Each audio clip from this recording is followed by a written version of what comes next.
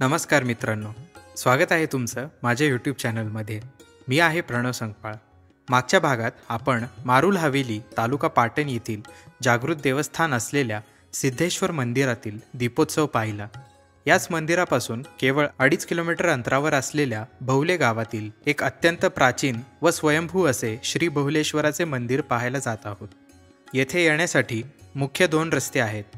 पहिला कराड पाटण रस्त्यावरील तांबवे गावातून. हा कराडकडून येणाऱ्यांसाठी सोयीचा आहे.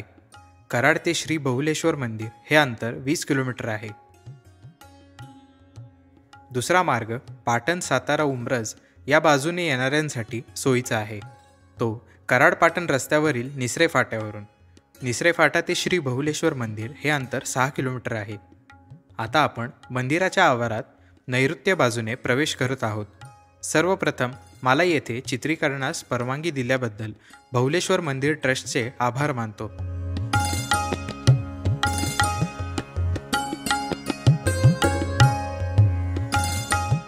आपण पाहत आहात या शिवमंदिराभोवती गावकऱ्यांनी सुंदर बाग फुलवली आहे व तिची देखभालही उत्तमरित्या केलेली दिसते. त्यामुळे मंदिराच्या परिसरात प्रसन्न वाटते.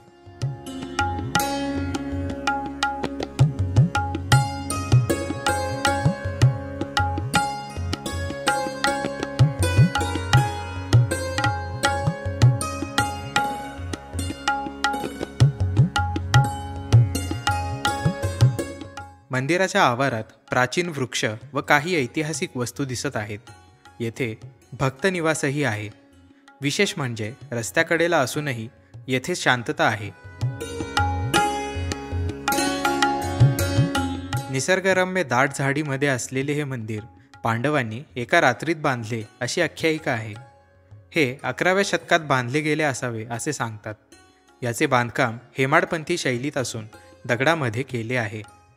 17व्या शतकात सावकार परशुराम नारायण अनगळ यांनी याची दुरुस्ती केली अशी नोंद आहे. मंदिर पूर्वाभिमुख असून मंदिराच्या 4ही बाजूला दगडी तटबंदी आहे. पूर्व बाजूला प्रवेशद्वार आहे. प्रवेशद्वारावरील कमानीची पडझड झालेली आहे.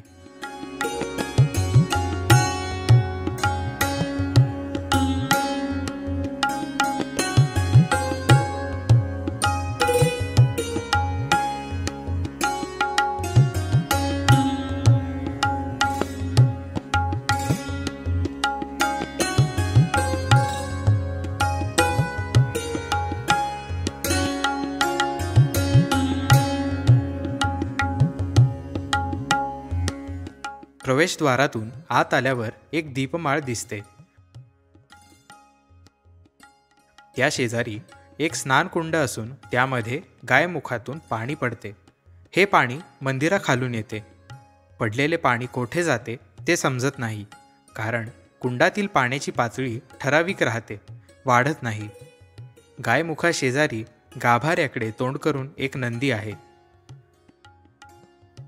बाजूला तुळशी वृंदावन आहे.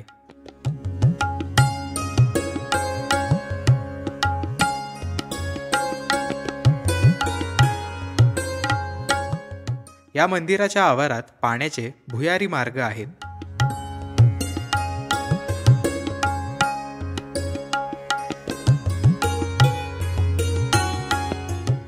मंदिराचे सभागृह, अंतराळ व गर्भगृह असे मुख्य भाग आहेत.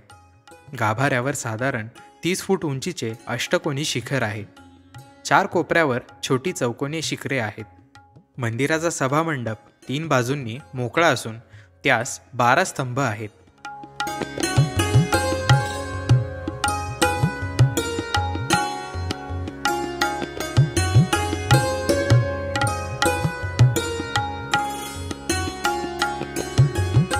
सर्व स्तंभ एकसारखे असून त्यांना चौकोनी, अष्टकोनी व दंडगोलाकृती आकार दिला आहे. यातील मधल्या 4 स्तंभांच्या चौकोनामध्ये नंदी आहे. नंदीपुढे कासव आहे. मंडपाच्या छताची उंची कमी आहे. गर्भगृहाच्या चौकटीवर उजव्या सोंडेचा गणपती आहे. उंबऱ्यावर कीर्तिमुख सुद्धा आहे. अंतराळात दक्षिण बाजूच्या कोनाड्यात गणपती आहे. त्या शेजारीच दुर्गादेवी व ज्योतिबा सुद्धा आहे.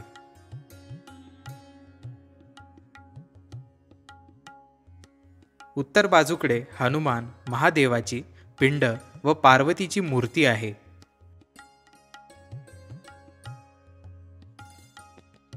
शेजारी विठ्ठल आहे.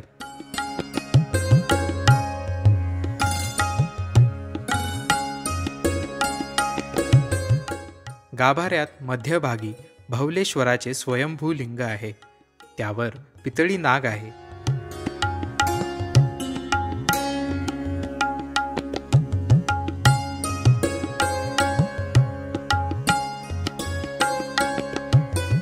मागील भिंतीमधील कोनाड्यात अष्टभुजा भवानी देवीची सुंदर मूर्ती आहे.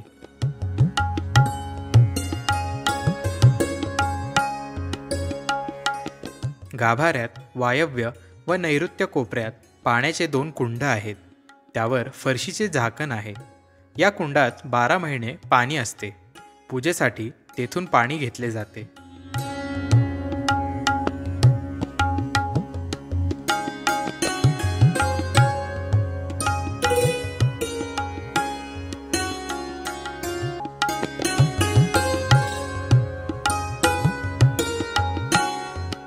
मंदिराच्या मागे आणखीन एक कुंड आहे. त्याला गंगा कुंड म्हणतात. तेथून पाणी पाटाने मंदिराखालून गायमुखात येते.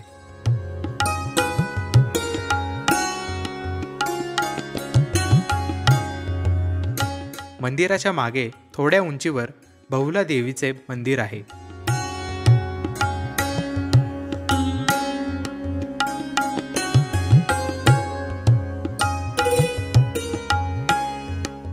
दुर्गादेवीच्या 108 नावापैकी एक नाव श्री बहुला असून दुर्गा सप्तशतीमध्ये याचा उल्लेख आहे.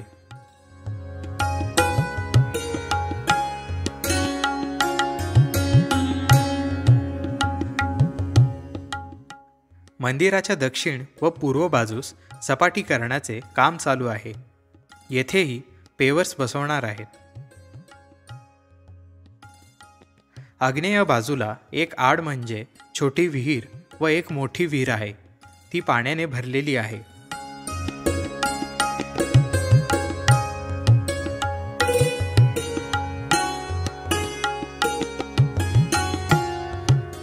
श्रावणातील 3ऱ्या सोमवारी येथे यात्रा भरते.